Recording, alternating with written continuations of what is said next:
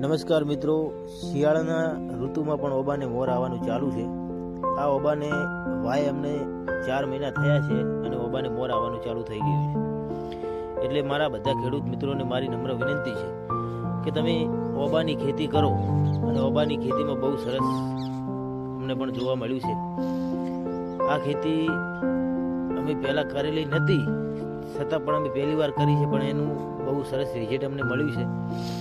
અને અત્યારે શિયાળાની ઋતુમાં પણ ઓબાને મોર આવવાનું ચાલુ છે. એટલે અમને એવી ગણતરી છે કે ઓબાને